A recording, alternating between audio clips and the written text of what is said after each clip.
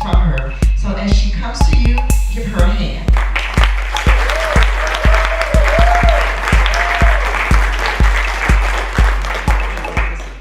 I definitely appreciate being here today.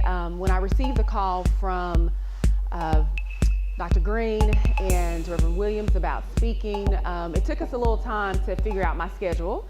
I do travel quite a bit, so I was really excited that we were able to find some time on my schedule that worked with the campus. And I'm always excited to come back to college campuses as I go through my speech, which I've been told to narrow this down a little bit because you all have some other business you got to do. So I do have it here, and I am going to make sure to read some of the parts from the speech, but I'm always really, really excited to come back to any of my HBCUs.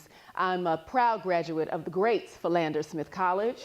And I say that with esteem always wherever I go, because people, for some reason or another, are very shocked when people graduate from HBCUs, and God blesses them in many opportunities and open doors and things of that nature. So I'm always making sure to state that I graduated from an HBCU and that I support HBCUs financially.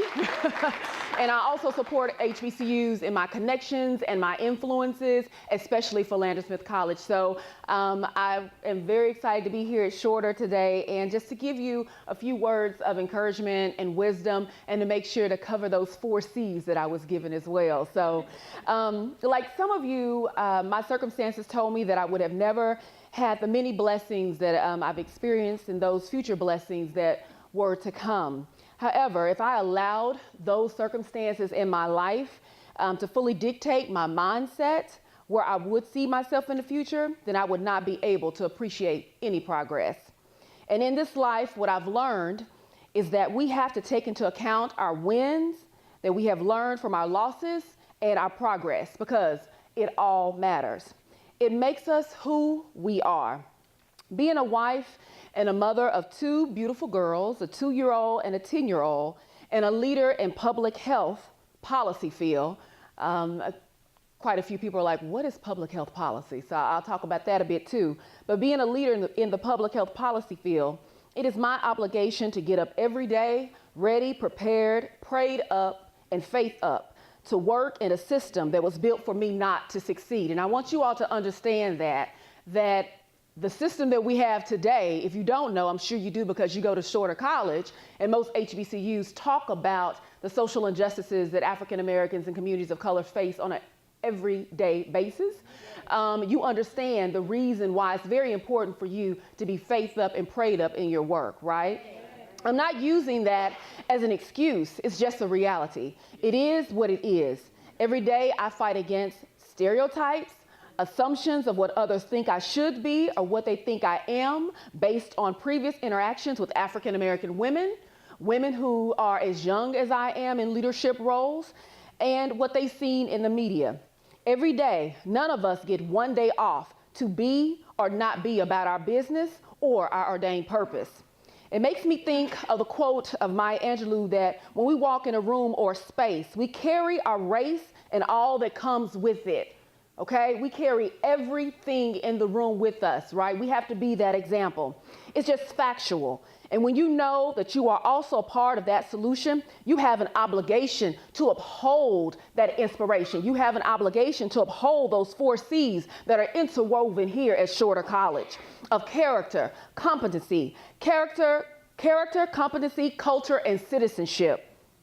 From that and from the information that I received at Philander Smith College, from the love that I received from Philander Smith College, I am a product of all of those things. I grew up both in Little Rock, Arkansas and Magnolia, Arkansas. How many people are familiar with Magnolia, Arkansas? Okay, great. Of Southwest and Columbia County, some of you all don't know where it is, where I got a chance to witness and be a part of a loving family, a 2-part household, 2-parent household, and a structure that comes all with that. However, I also witnessed the need for changes within communities and seeing how individuals were not being provided with the best resources and structure, especially women and communities of color, low income, etc. Observing that, along with losing my father at an early age in my life from a heart attack. He died at 34 years of age from a massive heart attack, really shaped my future goals of changing the healthcare system in the U.S. and globally, and the need to address inequality and inequity and disparities and the lack of infrastructure in those communities. I'm also a product of being a non-traditional student. I started college right after high school, but I basically flunked my first year of college. Wasn't really focused on what I was supposed to do. At the time, I was attending a PWI, which is a predominantly white institution. However, I was given a second chance at the great Philander Smith College. Thank you. And majored in biology and chemistry, graduating cum laude at that institution. I remember those days at starting classes at 7:05 a.m. First thing up, if you're a biology and a chemistry major, you had to take your math courses in the morning. So I had calculus bright and early at 7:05 a.m., going directly to my clinical internship at the University of Arkansas for Medical Sciences, coming home around 5:00 p.m., sleeping and preparing for my night shift as a security guard. Yes, I was a security guard from 11 p.m. to 7:00 a.m. in the morning, and then starting all over again. I did that every day for 5.5 years because I was determined to do what I needed to do, not only for myself, but for my community and for my family. I'm also the product, thank you. I'm also the product of then going on after Philander Smith College and earning 3 more degrees and 2 certifications, a Master's of Public Health from the University of Arkansas for Medical Sciences, a graduate business certification in nonprofit management from the University of Arkansas at Little Rock, a doctorate of philosophy specializing in public health policy at the University of Arkansas at Fayetteville on the Hill, and continued educational credits from Yale School of Medicine and Health and Wellness. You have to continue on. You have to push through if you want to change your community and your surroundings. I'm also a product and have had many, many blessed experiences and opportunities, and I do not take them for granted. I'm currently working for one of the most influential foundations in the world under the leadership of President Bill Clinton and Chelsea Clinton at the Clinton Foundation. I've worked with First Lady Michelle Obama on the Let's Move initiative and changing the landscape of policy, of food and fitness, and promoting that it is a priority for us to advocate for a culture of health for all communities. Working with the Surgeon General here in the state of Arkansas and the governor in implementing the Affordable Care Act, which was, of course, put into motion by President Obama for the state of Arkansas. I worked here with that. Also, I've been working in higher education. So full-time, I do all my public health policy work and working with communities and mayors and community leaders and changing and addressing systems that are not in place for communities.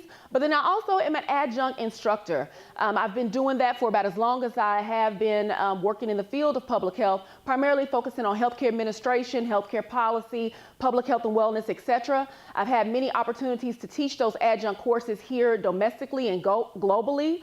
I currently teach at the University of Roehampton in London, and I have those same conversations with students as I am having here today about us having to change the system around public health, not only in the United States, but also globally. I said all this to state that all these things are possible. I remember being criticized for attending an HBCU. I'm not for sure if that conversation still happens today, if any of you all have experienced that. Yeah, so I was criticized pretty heavily for attending an HBCU, being told that I was not receiving the needed education, resources, and tools that would make me competitive in the workplace. Well, we know that is a lie, right? That is a lie. It's a lie for you as well. Honestly, one time, this was directly told to me when interviewing for one of my graduate programs. I won't tell you which university.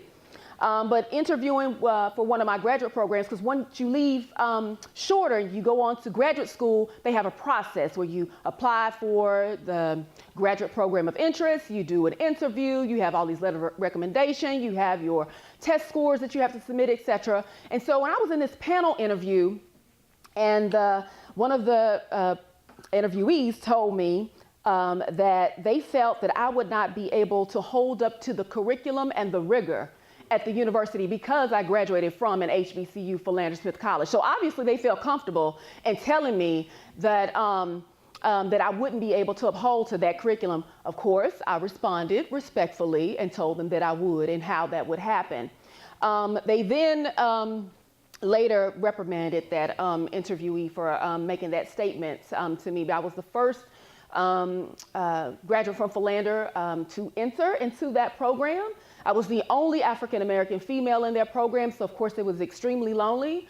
It was very different from an HBCU entering into another mainstream PWI, not necessarily having all of the support and resources in place. But I am very thankful for Philander because even through my graduate programs, I was able to reach back to Philander Smith College faculty and their staff as well as the professors, even doing mock presentations before the faculty there when I was entering into my graduate program. So Philander and HBCUs in essence do support you even after you have graduated from the HBCU. That conversation makes me think about individuals and peoples and institutions that will judge you based on past perceptions and their own inabilities. But that does not stop or dictate you. It may hurt you and keep you down for a minute, but you just keep moving forward. That's why it's so important to take everything that you learn here at Shorter, the good, the bad, the ugly, the support, and all. Make strong and meaningful connections while you are here. Also recognize that your instructors, staff, administrators, and now can add the alumni at Shorter are a network to be leveraged. What do I mean by network?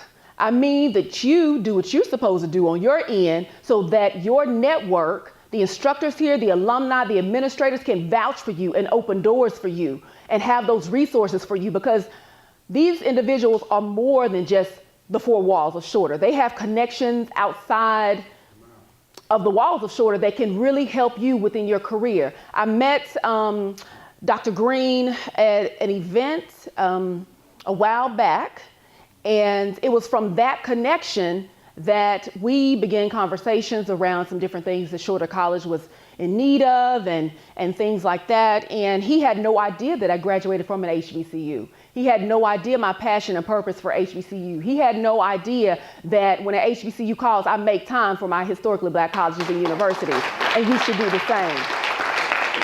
Lastly, keep your focus on the end goal with a perspective that is not your action that just impacts you, but a whole community of people, an entire system of people that rely on you to make it so that they can make it as well. Be vigilant, prayerful, and fearless in all of your efforts. And that's the end of what I have to say. I definitely want to thank you.